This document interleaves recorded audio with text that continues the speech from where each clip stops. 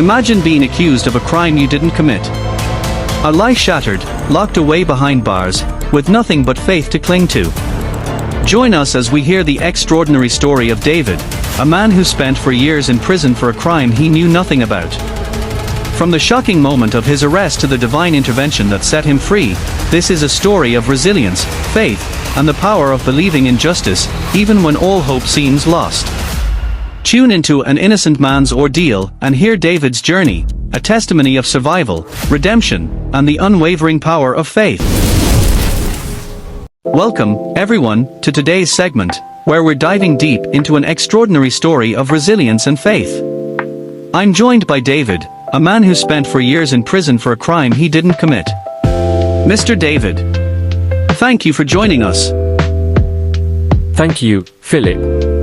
It's good to be here, finally able to share my story. David, let's start from the beginning. How did you end up getting accused of a crime you didn't commit?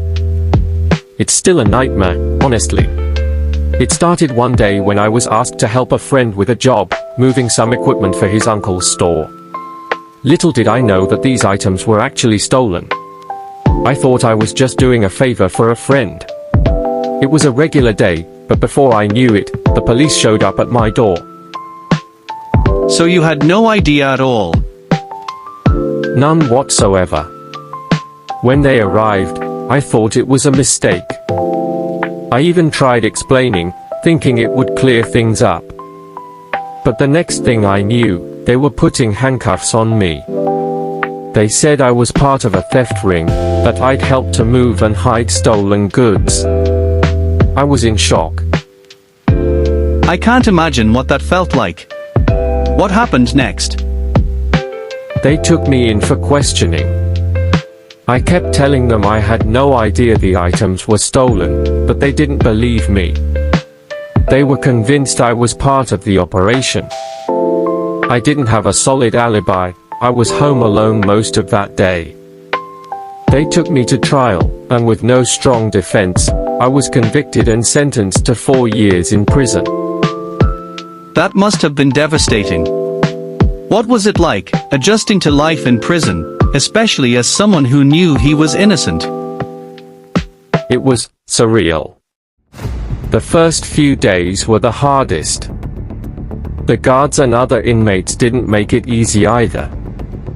I was treated like a criminal, even though I knew I didn't belong there. Some of the guards were harsh, even abusive at times. And other prisoners, I think some sensed I didn't fit in, and that only made things worse. I kept praying, hoping for a miracle, hoping God would somehow get me out. It sounds like an incredibly dark time. Did your faith help you through it? Absolutely. I would have given up if not for my faith. I prayed every night, asking God to reveal the truth and set me free. Every day was a battle, but I clung to my faith, even when it seemed hopeless. Tell us about your last day in court. I understand something unusual happened. Yes, it was my final appeal hearing. The night before, I stayed up praying, really praying. I was desperate, pleading with God to show my innocence, to make a way for me. That morning, I remember feeling exhausted but strangely at peace. When we got to court, something was different. The judge, he looked restless, almost uncomfortable, like something was weighing on him. As the case progressed, it became clear he was hesitant, asking more questions than he had before. I remember feeling a glimmer of hope. Do you think it was a divine intervention? I believe it was. The judge suddenly asked the prosecution to provide further evidence. That's when one of my former co-workers came forward with new information, revealing the actual culprit in the theft ring. The person responsible admitted everything. He even mentioned that I was completely unaware of what was happening. I couldn't believe it, it was as if God had orchestrated it. Incredible. So, the judge felt compelled to release you? Yes, right there in court. After hearing the testimony and seeing the evidence, he looked visibly relieved. He announced my innocence, and I was set free that very day. I walked out of that courtroom feeling like I was dreaming.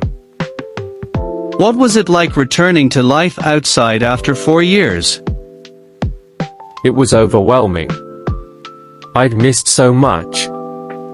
But despite everything, I felt grateful. Grateful to have my life back, grateful that my faith hadn't been in vain. It wasn't easy, but God answered my prayers, even when I'd almost lost hope. David, thank you for sharing such a powerful story. Your resilience and faith are truly inspiring. Thank you, Philip. I'm just glad to be able to share it and hope it encourages others to hold on, even in the darkest times. Thank you for joining us, David. And to our listeners, let this story remind us of the power of faith, even when it seems like all hope is lost.